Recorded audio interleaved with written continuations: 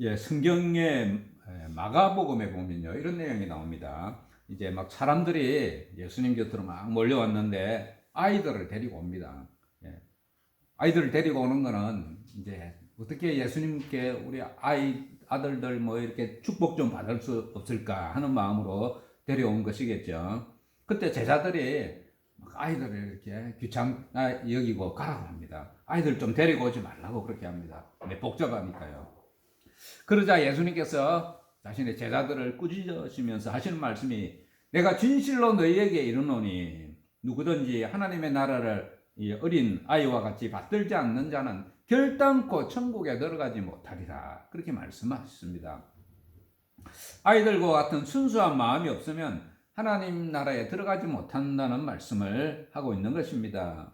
이 말씀을 들으면 어린아이와 같은 이런 마음이 없으면 우리 믿음이라는 것도 참된 믿음이 아니겠구나, 이런 생각을 하게 됩니다. 좋은 신앙인이 되기 위해서는 또 우리 가운데 어린아이와 같은 그런 순수한 마음이 필요하다 생각할 수가 있습니다. 오늘 내용을 보면요, 하나님께서는 이 마리아와 요셉이라는 사람을 택하셔서 예수님의 부모가 되게 하셨습니다. 요셉과 마리아가 어떤 사람들이었는가 함께 상고해 보고자 합니다. 오늘 26절과 27절, 28절 말씀을 제가 한번 읽어보겠습니다.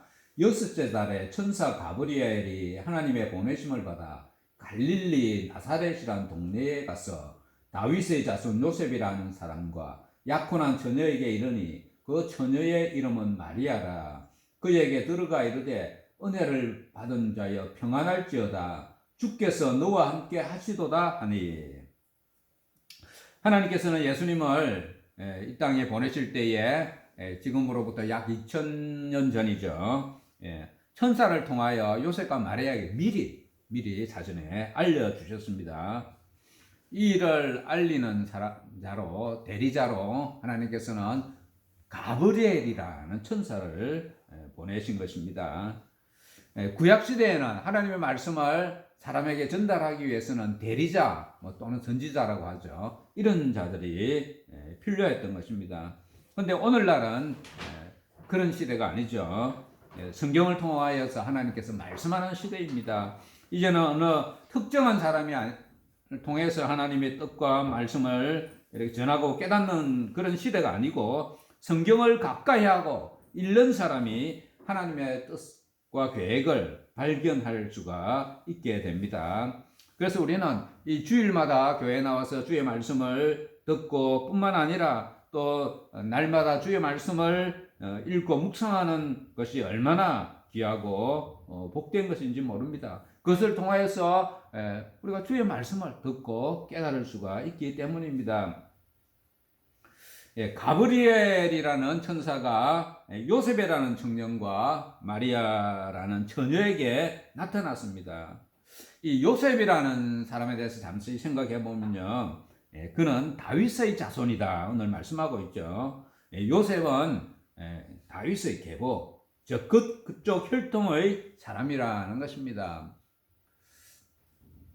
지난주 말씀에 보면 이사야서 11장 1절에서는 예수님께서 그 이새의 줄기에서 태어났다 이렇게 말씀하고 있는데요, 오늘 내용에서는 또 다윗의 자손이라는 것을 강조하고 있습니다. 이것이 무엇을 말하고 있을까요? 예수님께서 이새의 줄기에서 태어나신 것은 보통 사람의 가문, 보통의 가정에서 태어나신 것을 강조하고 있는 것입니다. 그런데 오늘 내용에서는 예수님이 다윗 왕의 후손이라는 것을 강조하고 있습니다. 다윗의 후손으로 오신 그가 바로 만왕의 왕이 되실 분임을 드러내고 있는 것입니다. 예수님께서는 비천한 모습으로 오셨지만 그는 왕으로 오신 것입니다. 요셉이 다윗 왕의 계보에 있다는 것을 기억할 필요가 있습니다. 그런데 이 요셉이라는 청년은 그때 마리아라는 처녀와 이렇게 정혼한, 약혼한 관계에 있었습니다. 우리나라에도 이 약혼 제도가 있죠. 요즘 많이 하지는 않는 것 같은데요. 그런데 그 당시에도 이 결혼 1년 전에 이 약혼을 하는 풍습이 이스라엘에 있었습니다. 거기 이스라엘 백성들은 정혼이다 이렇게 부르기도 했습니다. 이 정혼 기간에는 유대인의 관습에 의하면 남녀가 뭐 이렇게 성관계를 할 수 없는, 허락되지 않는 그런 규칙, 그런 관습 속에 있었습니다. 그래서 이 정혼한 상태에서, 약혼한 상태에서 만약 남자가 죽게 되면 여인은 과부로 여겨졌다 그렇게 합니다. 그러니까 이 정혼은 결혼과 거의 같은 것이죠. 그 정도로 아주 중요한 그런 구속력을 가진 제도였습니다. 천사는 자신 앞에 정말 놀랍고 두려운 마음으로 서 있던 이 마리아에게 말하기를 은혜를 입은 자여 평안할지어다 이렇게 하면서 그 마음을 안정시켜 주었습니다. 마리아는 하나님의 은혜를 입은 자가 될 것이다 말해 준 것입니다. 이후에 마리아가 어떤 은혜를 입게 됩니까? 그는 예수 그리스도의 육신의 모친이 되는 큰 은혜를 입게 되죠. 하나님께서는 인류를 구원하시기 위해서 독생자 예수를 이 땅에 보내셨는데 마리아를 예수님의 육신의 모친으로 선택해 주셨다는 것은 그에게 큰 은혜입니다. 인간이 예수님의 육신의 모친이 되었다는 것은 매우 영광스러운 일이 되지 않습니까? 요셉과 마리아는 큰 은혜를 입은 자가 되어서 이 땅에, 이 세상에 존재하는 한, 또 그리고 성경이 존재하는 한 그들에게 영원히 전파되고 기억될 것입니다. 그런데 여러분 잘 아시는 바와 같이 이 가톨릭에서는 예수님 모친인 마리아를 너무 이렇게 높이다가 인간 이상으로 높이는 우를 범하고 있습니다. 마리아 동상도 이렇게 만들어서 세우고 기도할 때 마리아를 통해서 기도하면 훨씬 효과가 있다고 생각하고 마리아를 위한 중보기도를 하기도 합니다. 잘못된 모습입니다. 오늘 우리는 구약시대처럼 무슨 인간 제사장을 통하여서 하나님께 나아가거나 기도하는 것이 아닙니다. 우리의 대제사장 되시는 예수 그리스도의 이름으로 하나님 앞에 우리가 직접 나아가는 것입니다. 예수님께서는 자신이 대속의 제물로 십자가에 돌아가시고 또한 예수님께서 친히 대제사장이 되심으로 인해서 우리가 하나님 앞에 직접 나아갈 수 있는 길을 열어 놓으신 것입니다. 그리고 천사는 이어서 말하기를 주께서 너와 함께 하시도다 라고 하였습니다. 주께서 함께 하신다는 이 천사의 이 말은 지금 두렵고 막 놀라워서 천사를 보고 놀라서 떨고 있는 마리아에게 큰 위로가 되었을 것입니다. 천사가 그에게 전할 소식은 두려운 소식이 아니고 주께서 함께 하심으로 인해서 정말 은혜롭고 좋은 소식이 될 것이다 하는 것을 알려주면서 위안을 주었던 것입니다.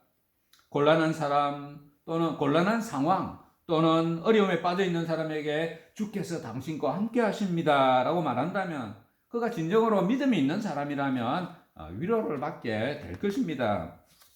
그러나 믿음이 없는 사람이라면 그 사람 또 인사치레 하나 보다 말로 여기고 한 귀로 듣고 한 귀로 흘릴 수도 있겠죠. 성도 여러분, 주께서 자신과 함께 하신다는 믿음이 있습니까?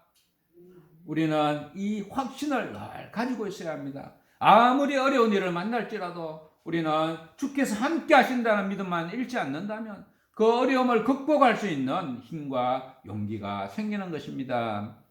그러나 주께서 함께 하신다는 이 확신이 없으면 주를 믿는다고 하면서도 이 확신이 없으면 어려운 일만 만나게 되면 혼자 그 문제를 해결해 보겠다고 염려하고 괴로워하는 그러한 상태에 빠지게 되는 것입니다.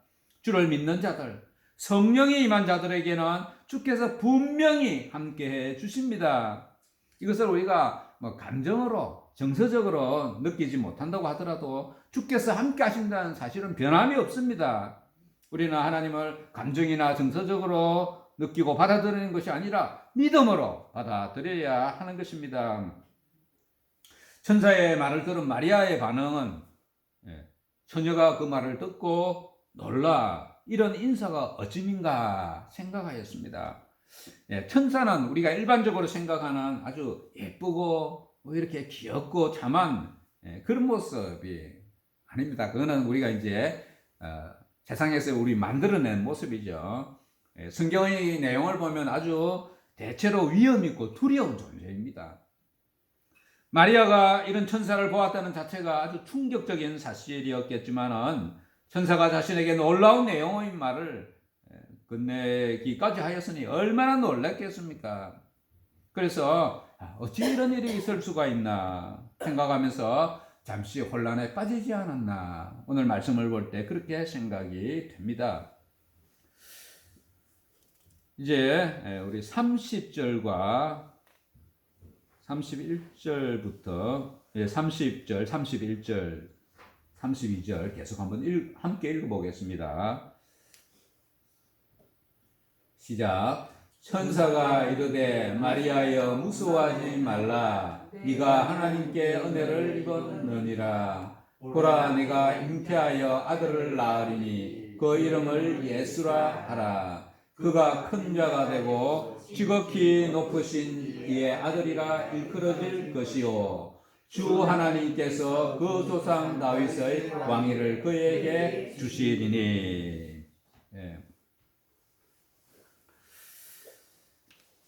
마리아가 놀라서 지금 어쩔 줄 몰라 하는 그런 상태에 있을 때 천사는 다시 한번 정말 마리아로서는 청천벽력과 같은 그런 내용을 들려줬습니다. 마리아는 지금 자신이 약혼했다고는 하지만 아직 남자를 가까이 해본 적이 없는 몸인데 자신이 임신하고 아들까지 낳게 될 것이다는 말을 해주었던 것입니다. 심지어 태어날 아이의 이름을 지어주면서 예수라고 지어라 했던 것입니다. 참 상식적으로 말이 안 되는 소리죠.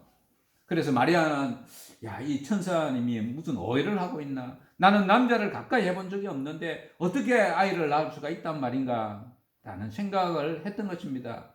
남자를 가까이 하지 않고서 아이를 낳는다는 것은 그때나 지금이나 우리가 상상할 수 없는 일이죠. 그리고 아이의 이름을 예수라 이렇게 지어주라는 것입니다. 예수라는 말은 우리가 알고 있는 히브리어 단어 여호수아가 단어의 근원이 됩니다. 예수라는 말이 여호수아에서 왔다는 것입니다. 그런데 여호수아라는 이 말의 히브리어의 뜻은 여호와는 구원이시다 이런 뜻을 가지고 있습니다. 그러니까 예수라는 이름의 의미도 하나님이 구원해 주신다 그런 뜻을 가지고 있는 것입니다. 우리는 주기도문을 암송할 때 우리는 늘 예수 이름으로 기도하죠. 우리를 구원하여 주시는 예수님 이름으로 기도를 드리는 것입니다. 천사가 이제 이어서 말하기를 태어나실 아기가 큰 자 하나님의 아들이시고 그가 다윗의 왕위를 이어받을 것임을 말씀하고 있습니다. 만왕의 왕이 되실 예수님께서 다윗의 왕위를 이어받는다는 말이 무슨 말일까요? 다윗의 왕위를 이어받는다. 저는 이전에 만왕의 왕이 되실 분이 다윗의 왕위를 이어받는다는 것이 이게 무슨 일인가, 무슨 말인가 여러 번 생각했는데 잘 이해가 가지를 않았습니다. 우리가 비유적으로 말해보자면요. 이제 미국 대통령이 될 사람에게 미국의 한 도시의 시장을 이어받을 사람이 될 것이다. 이렇게 말하면 좀 이해가 잘 안 되죠. 우리나라 대통령이 될 사람에게 하만 군수의 뒤를 이어받을 것이다 하면 좀 말이 이해가 안 됩니다. 썩 어울리지 않죠. 이것은 다윗이 어떤 존재인지를 우리가 이해를 해야 하는 것입니다. 하나님께서는 오래전에 이스라엘이라는 민족을 택하시고 자신의 백성으로 삼으셨는데 이것이 단지 이스라엘 하나만을 택하신 것이 아닙니다. 하나님께서는 이스라엘을 택하셔서 그 나라를 통하여 사실은 온 세상을 다스리기 위해서 이스라엘을 대리로 택하셨던 것입니다. 그렇다면 다윗 왕은 사실은 이스라엘이라는 작은 한 나라의 왕이 아니라 만왕의 왕이라 할 수가 있는 것입니다. 하나님께서는 이스라엘을 세우심으로써 온 세상과 민족 백성을 하나님 나라로 만드시고자 하셨던 것입니다. 그러면 다윗의 왕위를 예수님께 주신다는 말이 이해가 될 것입니다. 하나님께서는 다윗을 통하여서 온 세상을 다스리고자 했던 것입니다. 하나님께서 예수님을 이 땅에 보내신 것은 장차 온 세상을 다스릴 만왕의 왕으로 세우시고자 하셨던 것입니다. 하나님께서 택하신 이스라엘은 온 세상을 위하여 택하셨던 것이고 온 세상을 다스릴 만왕의 왕으로 예수님을 보내셨던 것입니다. 이제 마리아가 천사에게 다시 한번 말하기를 남자를 알지 못하니 어찌 이런 일이 있으리까. 마리아는 천사의 말을 듣고 자신의 아들을 낳을 것이고 그 이름을 예수라 하라고 하니까 나는 남자를 알지 못하는데 하는 것입니다. 아직도 자신은 처녀이므로 자신의 아이를 낳고 그리고 그 아이를 통해서 이 놀라운 일이 일어난다는 사실이 믿어지가 않았던 것입니다. 상식적으로나 과학적으로나 있을 수 없는 일이었기 때문입니다. 그때 천사가 마리아에게 다시 한번 그런 일이 어떻게 가능하게 될 것인가 하는 것을 설명해 줍니다. 오늘 35절 말씀을 우리 함께 읽어 보겠습니다. 시작. 천사가 대답하여 이르되 성령이 내게 임하시고 지극히 높으신 이의 능력이 너를 덮으시리니 이러므로 나실 바 거룩한 이는 하나님의 아들이라 일컬어지리라. 마리아는 남자를 알지 못하는 자신에게 이런 일을 일어나는 걸 자신이 이해 못하겠다고 말하자 천사는 이 일은 성령을 통해서 이루어지는 일이기 때문에 가능한 일이다 하는 것을 설명해 주고 있는 것입니다. 지극히 높으신 이의 능력이 너를 덮으시리니 라고 말해 주었던 것입니다. 일반적으로 아이가 태어나기 위해서는 남녀가 성적인 관계가 있어야 되죠. 그러나 하나님께서는 성령의 역사하심을 통해서 이런 관계없이 아이가 태어나게 하실 것이다 라고 말하고 있는 것입니다. 그것이 가능할까요? 가능하지 않을까요? 우주 만물을 만드시고 흙으로 우리 인생을 창조하시고 아담의 갈빗대를 뽑아 여자인 하와를 만드시는 하나님께서 못하실 일이 무엇이 있겠습니까? 성도 여러분, 성령의 능력에 대해서 잘 알고 계십니까? 그리고 실제적으로 경험하고 체험하면서 살고 계십니까? 우리는 매일 성령의 능력 달라고만 할 것이 아니라 이미 받은 성령과 주신 능력에 대해서 감사하고 또 믿음으로 살아가는 것이 필요합니다. 자신의 삶 속에서 성령께서 어떻게 일하시고 계신지를 살펴보고 깨달아야 하는 것입니다. 성령의 능력에 역사하심을 인정하지 못하는 것도 불신앙입니다. 각자의 가정에서 또 교회에서 성도들 간에 일어나는 이런 일들 가운데 성령의 역사하심과 간섭하심을 우리가 믿음으로 이해하고 받아들여야 하는 것입니다.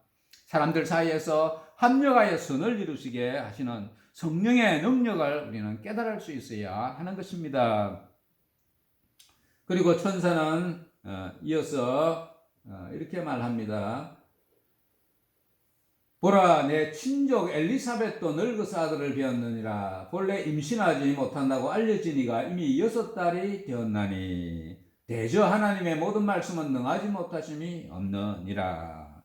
마리아의 친척 엘리사벳이 나이가 많아서 지금 생리가 다 끊어져서 아이를 임신할 수 없는 그런 사람이었습니다. 그런데 성령께서 함께 하심으로 그 엘리사벳도 지금 임신해야 있다는 것입니다. 천사는 마리아에게 마리아야 너만 지금 놀라운 상황을 맞이하고 있는 것이 아니라는 것을 알려준 것입니다. 누가복음 1장 7절에 보면요. 엘리사벳이 잉태를 못함으로 그들에게 자식이 없고 두 사람의 나이가 많더라 이렇게 기록되어 있는데요. 이 엘리사벳이 잉태를 하게 되었다는 것입니다. 성령이 임하시면 자신뿐만 아니라 다른 사람에게도 이런 놀라운 일들이 가능하다는 것을 알려주고 있는 것입니다. 나이 많은 할머니가 임신한 것이나 마리아가 성령으로 잉태한 것이나 사실은 둘 다 인간의 생각으로는 불가능한 일이죠. 그러나 성령께서 역사하시면 하나님께서 함께 하시면 이런 것 이상이라도 가능하게 되는 것입니다. 천사는 마리아에게 자신이 설명해준 이 사실들을 믿으라고 말하고 있는 것입니다. 그러자 마리아는 그제서야 이제 대답하기를 마리아가 오늘 38절 말씀에 보면요. 마리아가 이르되 주의 여종이오니 말씀대로 내게 이루어지이다. 이렇게 대답하였습니다. 그때 천사가 떠나갔습니다. 천사가 성령의 역사에 대해서 말하는 것을 듣고서야 그제서야 마리아는 자신이 남자와 관계를 하지 않았지만은 임신하게 될 것이고 특별히 하나님의 아들을 잉태하게 된다는 이 놀라운 사실을 믿게 되었던 것입니다. 만약 천사에게 우리 인간과 똑같은 감정이 있다고 한다면 마리아의 대답을 듣고 속으로 아주 칭찬하지 않았을까 생각됩니다. 하나님께서 정말 이 믿음 있는 여인을 선택하셨구나 라고 생각했을 것 같습니다. 하나님께서는 마리아와 요셉 부부, 사가랴 부부와 같은 이런 순수하고 믿음의 사람들을 택하셔서 예수님의 부모가 되게 하시고 세례 요한의 부모가 되게 하셨던 것입니다. 하나님은 결코 사람을 외모로 택하시지 않습니다. 요셉이 어떤 사람인지에 대해서 마태복음 1장 19절에 좀 더 보여주고 있습니다. 그의 남편 요셉은 의로운 사람이라 그를 드러내지 아니하고 가만히 끊고자 하여. 처녀인 마리아가 잉태하게 되자 인간적으로 본다면 마리아에게 의심이 가죠. 처녀가 어떻게 아이를 임신합니까? 그러니까 자기 지금 부인이 되는 이 마리아에게 의심이 될 것입니다. 그러나 요셉은 이것을 사람들에게 드러내지 않고 내가 마리아와 관계를 이제 조용히 끊는 것이 옳겠다 이렇게 생각했다는 것입니다.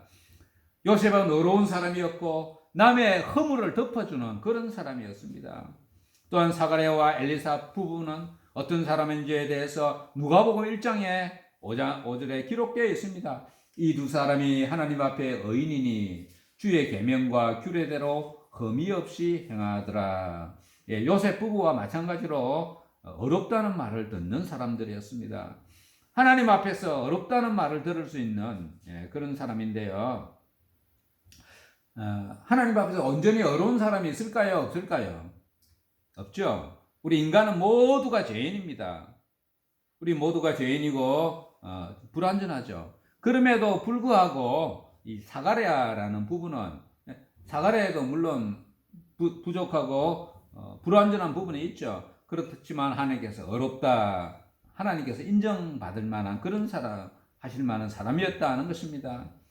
사가랴는 대단히 성실한 사람이었습니다. 나이가 많음에도 불구하고 성전에서 제사 드리는 일을 아주 성실하게 감당했던 사람이었습니다. 이 요셉과 사가랴 부부에게 공통적인 모습은 의로움, 성실함이 있었던 것입니다. 또한 그들은 믿음의 사람들이었습니다. 이런 사람들을 하나님께서 세례 요한의 부모, 예수님의 육신의 부모로 택하셨던 것입니다. 하나님은 인간을 외모로 보시지 않는 분입니다. 오늘 우리도 의롭고 또 성실함으로 믿음으로 살아갈 때에 하나님께서 저와 여러분을 하나님의 일에 그리고 하나님의 그 구속의 역사에 귀하게 사용하여 주실 줄로 믿습니다. 오늘 말씀을 맺도록 하겠습니다. 마리아는 가브리엘 천사가 자신의 집에 방문하여 말할 때 처음에는 놀라고 그의 말을 믿지 못했습니다. 아니, 내게 어떻게 그런 일이 일어날 수가 있는가 이렇게 반문하기도 했습니다. 그러나 천사의 말을 듣는 가운데 점차 그의 말을 이해하게 되었던 것입니다. 천사는 마리아와의 대화에서 성령의 역사하심에 대해서 말해주었고 대저 하나님의 모든 말씀은 넘치 못함이 없으시다는 것을 말해주었던 것입니다. 인간이 보기에 불가능해 보이는 일이라도 하나님께서 하신다면 가능하다는 것을 마리아에게 설명해 주고 확신시켜 주었습니다. 그때 마리아는 이 말씀을 믿기 시작하였고 천사가 자기에게 전하여 주었던 그 불가능해 보이고 황당한 이야기들이 이루어질 수 있다는 확신을 가지게 되었던 것입니다. 그러자 마리아는 즉시 그 일이 내게 이루어지이다 라는 믿음의 결단의 대답을 하였던 것입니다. 천사가 전하여준 말에 믿음으로 반응하였고 마리아는 인류를 구원하시는 하나님의 구속의 역사에 동참하는 사람이 되었던 것입니다. 마리아는 특별하지 않은 보통 사람이었지만 그러나 믿음이 있는 여인이었습니다. 이런 여인에게 예수 그리스도의 육신의 엄마, 즉 하나님의 아들의 모친이 되는 놀라운 이런 은혜를 입혀 주셨던 것입니다. 대저 하나님의 모든 말씀은 능하지 못하심이 없다라는 말을 우리 모두가 간직하시고 믿으시기를 바랍니다. 성령께서 임하시고 역사하시면 어떤 일도 가능합니다. 우리 믿는 자들에게는 이미 성령께서 임하여 계십니다. 하나님이 하시는 일들을, 말씀들을 믿음으로 받아들일 때에 성령께서 저와 여러분 가운데 강력하게 역사하실 줄로 믿습니다. 우리 모두가 주의 말씀들을 순수하게 믿고 받아들여서 저와 여러분의 삶 가운데 성령의 강력한 역사하심을 체험하게 되시기를 바라고 하나님의 거룩하신 사역에 동참하게 되시기를 축원합니다. 아멘.